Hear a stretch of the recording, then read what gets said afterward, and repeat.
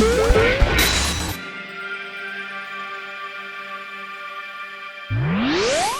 you know who doesn't get enough love these days? Pirates. Obviously, I'm talking about the treasure-seeking, plank-walking, landlubber-hating kind of pirates, rather than people who download movies off the internet or, the sort that caused Tom Hanks a whole bunch of problems in that movie. Those guys are scary. Indeed, the video game landscape is chock-full of soldiers, space aliens, and medieval adventurers, but the titles that celebrate what it's like to lead the pirate's life seem to be few and far between. With that in mind then, we thought it was about time that we pillaged the archives and drew your attention to some of the finest seafaring video games from years past. If a title knows its galley from its grog, it's welcome here.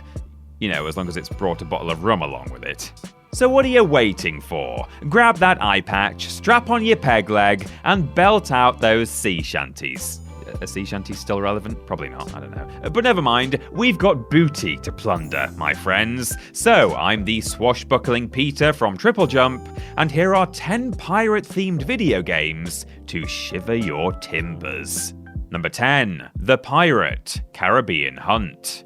If you're looking for a swashbuckling good time that isn't going to cost all of your booty, then you could do much worse than to pick up The Pirate Caribbean Hunt, or Caribbean Hunt if you want to get American about this, the 2016 strategy title that's free to play on Steam. Get ready to plunge right into the heart of the golden age of piracy as you captain your very own ship around the sapphire blue Caribbean Sea. Players must hoist that Jolly Roger and sail from port to port in order to expand their fleet and secure enough treasure to make even Long John Silver blush. In addition to its story campaign, the Pirate Caribbean Hunt boasts hundreds of islands and dozens of ports to visit, 20 different classes of ships to captain, and no limits on the size of your fleet. If you can commandeer them, you can command them. So as long as you've got the ambition, you can become a Commodore in no time. As with all free-to-play titles, the Pirate Caribbean Hunt does contain microtransactions, but don't let that put you off. Though you may need to grind a little more if you're not looking to shell out any real-world cash,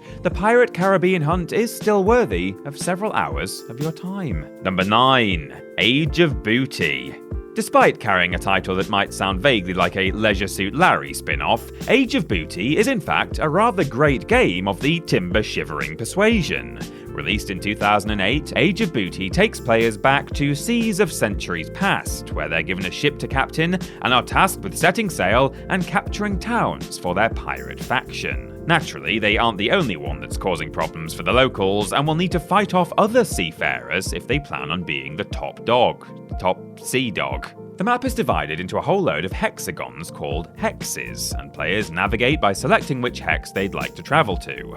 If they reach a hex that adjoins an enemy ship, a merchant vessel, a town, or a settlement, their ship will automatically begin to attack it with cannon fire. Players are also able to use gold, wood, and of course rum to make upgrades to the towns they've invaded, as well as their ship. The overall aim of each mission is to capture a number of towns, but there are 7 different challenges in the single-player mode, each with 3 difficulty levels, so there is an awful lot of scope for replayability, and lots of booty to plunder. Number 8. Black Wake. Many of the games on this list take a very broad look at piracy, giving players a small taste of the multiple facets of being a pirate. If you're looking for something that focuses a little more on the seafaring side of things though, you could do much worse than to try your hand at Black Wake. The first-person multiplayer title plonks players onto a ship alongside several other crewmates and tasks them with sailing the open seas to find their fortune. Players must work cooperatively, ensuring not only that their enemies are felled quickly, but also that their ship is maintained and that the cannons remain loaded and ready to fire at all times. Like with most multiplayer games, it's the community that makes Black Wake special. After all, it's certainly great pretending to man a ship, but it's a heck of a lot better doing it with someone who is doing their best impression of a pirate captain the whole time. Perhaps the only downside to Black Wake is that the community is a little thin on the ground. If you do manage to find some folks to play with though, and we hear the servers tend to get a little busier whenever the game goes on sale, then there's hours of fun to be had. So, don't forget to man those cannons, or you'll be walking the plank. Number 7. Tropico 2 Pirate Cove. Do you like the idea of being a pirate, but your sea legs aren't exactly up to scratch? Well, then you should take a look at Tropico 2 Pirate Cove, the city-building title released in 2003. As the Pirate King, players take control of an island inhabited by pirates, and ultimately it's their job to ensure that said pirates remain happy, and that the captive workers don't escape. Players will need to ensure that there's plenty of chaos on the island to keep the pirate population entertained, but generally speaking, as long as there's plenty of grub, grog, and wenches, they'll be alright. The workers, on the other hand, crave order, and so it's a delicate balancing act, keeping the two factions happy. Fail to keep your workers in line and they're likely to escape and cause uprisings, which, as a monarch trying to desperately retain their power, is the last thing players will want. Not only will you need to keep the peace, but running an island also takes money, and so you'll need to send your people out to plunder other islands, or commandeer enemy ships in order to secure plenty of booty, or kidnap wealthy individuals to hold for ransom. It's a tough job, but someone's gotta do it. Number 6. Pillars of Eternity 2 Deadfire. If you're in the market for a game that's going to buckle your swash, but are more interested in story than strategy, then we suggest looking no further than Pillars of Eternity 2 Deadfire. A direct sequel to 2015's Pillars of Eternity, Deadfire retains a great deal of the mechanics of its predecessor, whilst focusing on exploring the world by ship. Players assume the role of a watcher, a person who is able to look into the souls of others and see their memories. Deadfire takes place 5 years after the events of Pillars of Eternity, as the god of light and rebirth, Eothas, reawakens beneath the player's stronghold. Not being much of a mourning person, Eothas' awakening drains the souls of everyone in the surrounding area, with only the player character being able to cling on to life. Moments from death, the player is contacted by Berath, the god of death, who offers to restore their soul in exchange for taking on a quest to pursue Eothas and figure out exactly what he's up to. Upon its release, Pillars of Eternity 2 was met with a positive reception from critics, particularly on the PC, as well as earning several award nominations for its writing. So, if a ship-shape narrative is what you're after, you really can't do much better than this. Number 5. Sea of Thieves. It's fair to say that Sea of Thieves didn't launch to the most stellar reception back in 2018. Technically speaking, there was nothing wrong with the game. It functioned just fine and the graphics were pretty nice, but it suffered from a serious lack of substance, leading some to question why Rare had chosen to release it as a full-priced title. Since then, however, the developers have added tons of content to Sea of Thieves, so these days there's plenty to get up to. We highly recommend gathering a few friends before setting sail on your galleon. After all, what's a pirate without their crew? Embark on a treasure hunt, take part in a raid with other players, or simply set sail and enjoy a few mugs of grog and a sea shanty or two.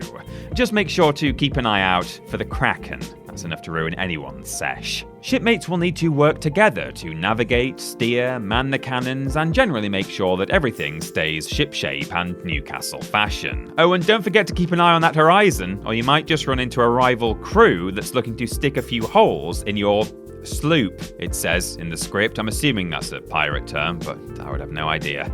Number 4. Lego Pirates of the Caribbean, the video game.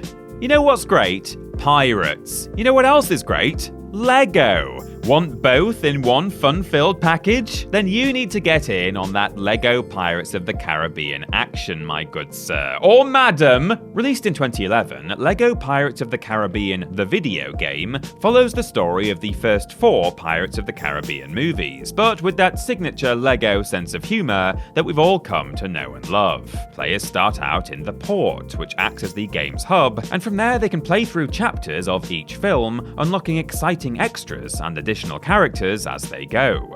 Each minifigure has their own set of skills, so players will need to switch between characters in order to complete each level. What's more is that certain objectives can only be completed by characters obtained later in the game, meaning there's lots of scope for replayability. You know you won't rest until you've got that last golden brick. Will those who have played other entries in the LEGO franchise find much in the way of innovation in LEGO Pirates of the Caribbean? No, not really. But will Jack Sparrow fans have a swashbuckling good time reliving the movies in LEGO form? Oh, you bet your bottom booty they will. Number 3. Assassin's Creed 4 Black Flag. Like a ship sailing the high seas, the Assassin's Creed franchise has had its ups and downs. But although a couple of the games have been a bit rubbish, Unity, the series' foray into pirate-infested waters was a massive success. For Assassin's Creed's 4th outing, players take on the role of Edward Kenway, a pirate who becomes entangled in the bitter conflict between the Brotherhood of Assassins